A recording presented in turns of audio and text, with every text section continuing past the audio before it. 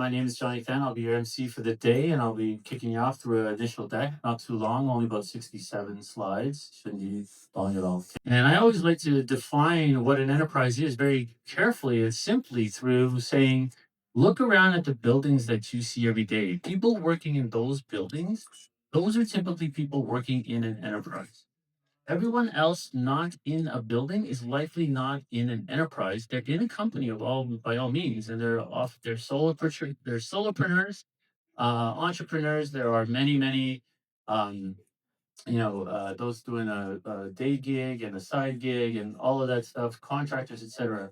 Not at all to not include them, but this session is primarily for the enterprise. Those folks that have departments, teams, they have politics, unfortunately. They have approvals, they have rules, pay bands, all that stuff that we hate and love all at the same time. That's what the enterprise is for. And in enterprises, 78% of them, 78% of them are now using AI. But of those, more than 80% are not sure if they're getting any value out of it. And that is really a very interesting statistic. It shows you that we're at the very beginning, even though it feels like AI has been here forever now, because the marketing machine of AI is like nothing else that we've ever seen, I think, in our lifetimes. It is dominant, it is driving the narrative over all industries and all people types. And it's really converting everyone to talk about AI, whether they want to or not. Everyone's putting AI into their job title and into their LinkedIn space, and it's almost a survival mechanism at this point.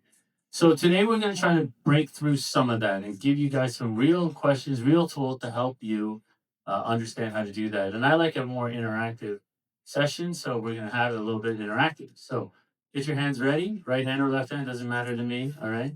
I want you to raise your hand if you're actively using AI tools in your job today. Awesome. So that's just about everybody. Powerful to see that so easily and obviously there.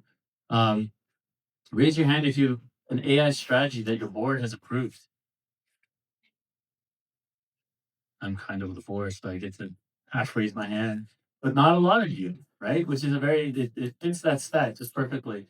And then also raise your hand if you feel confident that you know where to start with AI. Not bad. So this is a crew that kind of knows a little bit about AI, has maybe tried it a bit, but not all of you. And that's it. Pretty much the general population of the enterprise state. Now let's talk about some more emotional questions. Raise your hand if you feel like you can do anything at all with AI. Not so many. All right, but a few. All right. I want to see what you guys can do with AI. Now, raise your hand if you feel like you cannot rely on AI for anything. Can't rely on what AI puts out. All right, so we're all okay. There's one. I'm one of those skeptics as well. I got to admit, maybe I'm not 100%, but I'm 80, 90% there. So I always check on AI as well. And then raise your hand if you're afraid that AI is going to take your job. You don't need me. I'm an agent, so I don't actually exist. I'm just a digital rendition of myself. This is how we're doing it. All right. Well, thank you for that interaction. The historic parallel of AI is quite astounding. If you think about where it came from, there's a lot of amazing shifts that have happened just like this. And at those times, we've seen a wild array of reactions to it. Everything from fear to embrace, to people taking advantage of it, to people price fixing on it, so on and so forth. But some of the ones that we wanted to bring to your attention that might fit really well is if you think about AI, as a cultural shift, it matches with some of these ones up on the board. So scribes and the printing press, if you want to go really, really old school. But it also includes encyclopedias to Wikipedia. When was the last time anybody looked or remembers the word Encyclopedia Britannica? But I remember that. I remember when my son in school was no longer allowed to use Wikipedia because they said it's not a proper reference source. I don't think that conversation is the same conversation anymore in school. Cable TV to the Netflix era, CDs to Spotify. Who still has some CDs at home? I still have some CDs at home. Yeah, never use them, but they exist. And then taxis to Uber. Nowadays, you don't even think about it. You can Uber anywhere. There's Bolt, Lyft. It's one in Asia.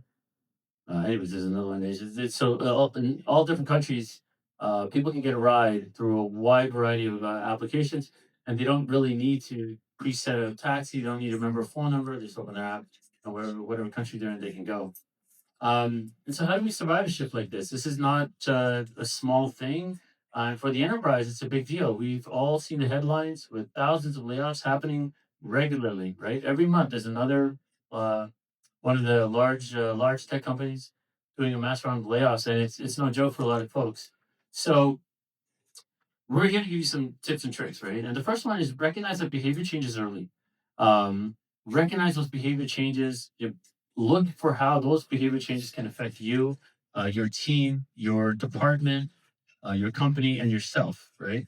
Um, when Netflix came about, it was interesting. Never mind. If has anyone seen the Netflix manifesto, the 67 slides or something that they had about? So Netflix started it with like no vacation policy. You come or go and leave work as exactly as you please. Never have anyone check on you. One of those interesting things that changed the behavior because the Netflix model was all very measurable subscription model output. Um, Reducing organizational drag. The traditional media companies, we worked a lot with media companies over the years, and whether you were an artist or whether you were a production studio, Spotify changed all that dramatically overnight, and it allowed any individual artist, any individual media person to basically have the same distribution level as the biggest studios in a heartbeat, and that changed all entertainment behavior, not just Spotify, but a great example of a brand that everybody knows. Uh, Wikipedia lowered that learning curve. Wikipedia changed what is possible in education for everyone. And then, my favorite is the Khan Academy that came out after that. This is one solo guy making video after video about math. And now that's become an entire online university of its own. Simplifying the customer experience. I mentioned that with Uber and talking about redesigning workflows before competitors. So when you see a new technology, you want to look at how your workflow can be applied against that technology or how the technology can be applied against your workflow. We're going to go through an exact example here today that'll hopefully be something that you've all experienced and understand what to do with. So when we take how do we take advantage of that AI? One of the biggest things that we find a lot of folks do, and we've internally adopted a simple mantra, which is bite small, chew fast. Um, so a lot of folks read the headlines and they think, well, the next thing that I should do with AI is solve a $1 million problem, solve a $50 million problem. And what we're saying is don't do that. Solve a 5-hour problem with 20 minutes of AI. That's how you incrementally work your way through to get to real value. By all means, there's $1 million solved with a $50 AI subscription. But if you try that early, what we've seen over and over again is companies fail at it, enterprises fail at it. And we're going to talk about what that we call that Gen AI friction. And if you follow in your handbook, you'll see that somewhere about midway in the first half of the booklet, how the Gen AI friction really can destroy any initiative that you have with AI. And that means, of course, for you, that you don't get the value out of it. And of course, that you don't necessarily get to have the experience that you want in providing value to your company. Um, Another one is to understand that knowledge is changed. So knowledge has now become a commodity, right? What used to be, I know all the stats of every restaurant in the world is now instantly available with one prompt in AI. If I know the greatest walking routes in Toronto, it's on AI. If I want to know how a specific application works, it's on AI. If I want to know how the CRM works, it's on AI. If I want to compare 10 CRMs, it's on AI. So that concept of knowledge being your moat has changed. And for a lot of us, as I look around the crowd and I see the ages here, we grew up in what was coined the knowledge economy.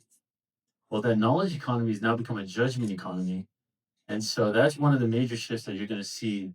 It's not about what you know, it's about whether or not you have judgment against that knowledge and whether or not you can apply real world experience and skills against that type of knowledge.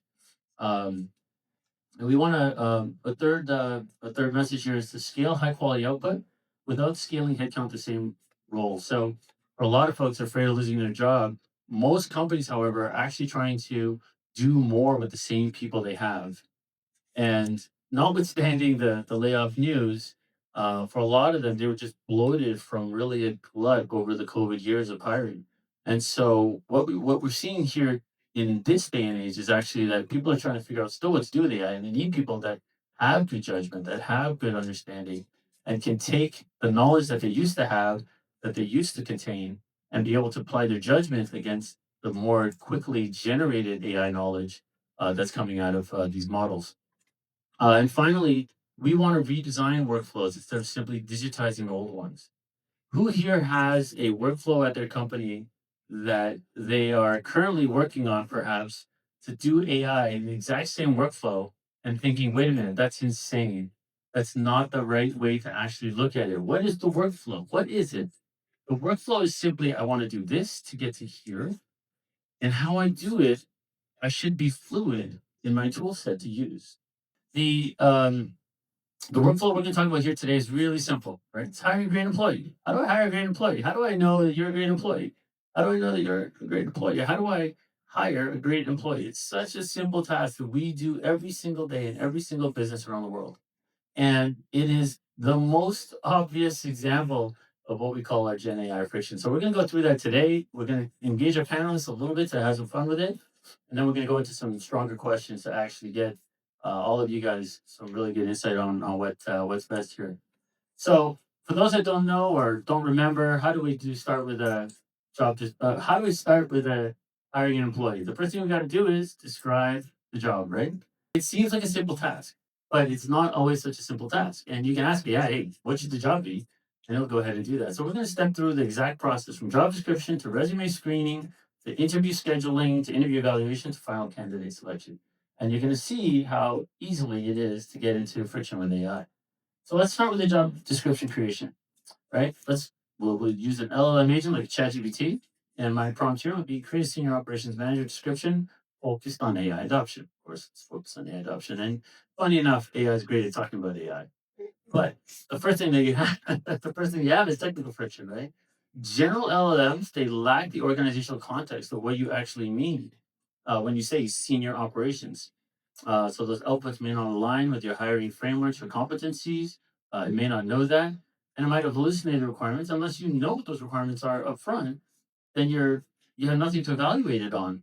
And if you already know what the requirements are, then the AI is really doing nothing except writing the thing for you, which is just a little bit easier.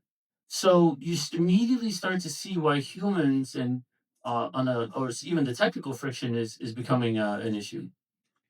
Um, and so if you have to go through an approval process, we all know how long that takes for anything in an organization, especially in an enterprise. All of a sudden, you have a technical friction. You're like, this thing's supposed to speed up making JDs for us, job descriptions for us, and it doesn't because now 10 people have to check it out. So it's not just the technical friction, it runs that human friction. And we'll go into the human friction even more front and center. Now we got to screen the resumes. A whole bunch of resumes come in. You get 800 posts for the 800 resumes for your typical job. And you have some in-app agents. You can use something like Workday Sana to do that. Um, and it'll automatically rank you on years of experience, required certifications, industry keywords, prior company fit. How many of the panel here would fail this job for a senior AI hire? Like, how many of you guys think you would pass the AI agents test? It's questionable, right? And so now we have a human friction because now it's the recruiter or your HCM department, HR department is not sure that they can trust the resumes that AI decided to let through. It might have missed the best candidates out there completely. And it's because we don't have that understanding of how the AI is thinking through it as well. So you generate this human friction because the human and the AI are not on the same page. Almost no different than being with another human being. Doesn't trust you, maybe doesn't understand what you want to do, and you have to have a meeting about it. So that's a great example of human friction. The next one is going to be organizational friction. So interview scheduling seems like a simple enough task. If you connect Claude to your calendar, if you connect anything to any of the LLMs to your Google Workspace calendar, or you connect it to Outlook with Pilot, all of these things work fine. Except now, guess what the AI tool is going to do? It's going to schedule that interview in your first available slot. And how many people want to have that interview in their first available slot? Ends up yeah, none, nobody. This is like the worst scheduling assistant ever, right? Maybe in the second slot, maybe in the third slot, but no, you want judgment in that scheduling, and it's really hard to get that judgment. So all of a sudden, you have an organizational friction on top of that. Never mind, most interviews are now done by more than one person. So I'm not just interviewing for setting up an interview as an agent for Mary. I'm setting it up for John and Pratik and David and so on and so forth. And all of a sudden they all have their schedules and they may not want the first available slot, but the job description or the job posting is an urgent one. And so all of that stuff is what we call organizational friction. And you have the interview evaluation. And imagine if you're talking entirely to an agent, well, you're gonna what's every human being here gonna do? They're gonna try to game the agent, right? I'm gonna say exactly what I think this agent needs to hear to pass it through to the actual human being, so I get a job offer. This is the standard game that we all play, and it's expected. And so you have human friction all over again, and on and on. So you get to final candidate selection, and now you have technical and organizational friction. And so you really have all of it all together. It's no joke. And this is what is keeping everybody from adopting AI throughout the enterprise. Everyone's using it, but nobody's trusting it, and that's really where we're going. We have QR code up here. Feel free to give it a scan and give us a response here. I don't know if you guys can get on your angle over there, but there's a free giveaway for some AirPods with it. So why not win some swag? Your biggest concern is the productivity paradox versus ROI and cost. Security and privacy is a big one these days. You can imagine AI replacing us. Compliance and governance, or turnover and knowledge loss. We start using AI, and what happens to all the knowledge that people actually know if we don't capture it right at that time? I want to talk about data reality a lot as well. For those that don't know, the AI space has been heavily kind of it's been heavily influenced by the concept of data, as if data is the only thing that feeds the LLM and the only thing the LLM needs. Well, what's actually happened is now data's been split into domains, and there are more domains coming than these three. This is just the beginning pieces, but they're going to be very relevant to you. The first one is public data, right? What the public knows. And that's pretty much everything on the internet, if you think about it that way, right? What is public data? It's very simply, where is 800 Bay Street? How many people live in Toronto? This is the type of knowledge that is what we would call public data. The next one is the enterprise data, which is the private data. That means how many invoices do you guys have? What is your customer list? Who are your employees? What are their titles? How long have they worked there? What is your GitHub code? What's your actual product strategy and design? That would be private data. And private data, yes, it matters. And no, you can't compete with it against Walmart. But really, is it that interesting to know every single sales order registered transaction Walmart's ever done? Will that help any of you dominate retail? Probably not, right? But what does matter a lot on top of that private data is the process data. How do they do what they do? How do they get great pricing from their vendors? How do they ship within a day? These are the types of things that tell you using that private data what really is happening at the business. And if you have the process data of the business, technically you can recreate the business. Now you have true competition. And as we move into domains of data that become far more than the inert, basic, declarative knowledge, and we get into intuitive process, procedural type knowledge or data, then AI becomes a very, very interesting and dangerous problem. And I always like to use a simple example. You can't really deploy AI on data you haven't governed. And we think we've governed our data. It's really simple. I use a CRM example all the time. In every single CRM, for those that don't know what CRM is, it's customer relationship management. It's the primary software that sales reps and marketers use and stuff like that. Um, and it's very simple. Like it's normal in a CRM to be able to have a a sales rep enter a new contact, right? And of course, if they entered in the wrong contact, you need them to edit it, right? Well, AI at scale, I can have a single rep that has access to maybe their territory, maybe a couple other territories. Quite normal in a normal enterprise deployment to do that. In one prompt, say just delete every single contact I have. And you've lost a major portion of your business. That is not a joke. And this is what AI is struggling with today in the enterprise. They're not struggling with creating a contact, right? They're not struggling with connecting to your email. Yippee doo dah, they connected to all your email. Now, what are you going to do with that email? Well, guess what? It's going to take your emails and say, hey, did you know, Jane, that David thinks you're suck at meeting notes and suck at being punctual and doesn't want to give you a raise? Now we have a problem, right?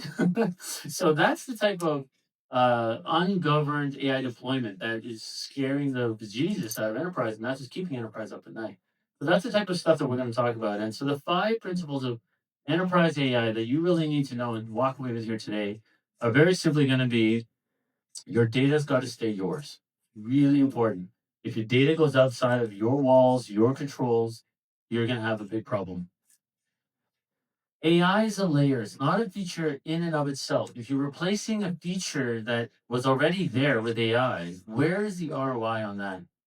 Because you're just doing the same thing again, and maybe you're sacrificing a UI, great, but really, are you changing anything by having AI there where you already had a feature to do it? Instead, you were just dealing with a human friction. And so putting a layer through the connections, putting a capability to handle that connection is really where we believe is one of the major principles of AI.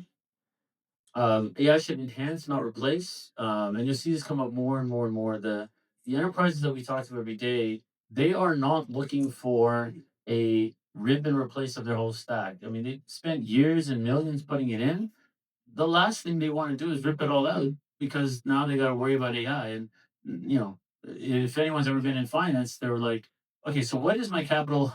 What is my capital expenditure amortization model here? Is it every 2 years I got to replace my entire tech stack?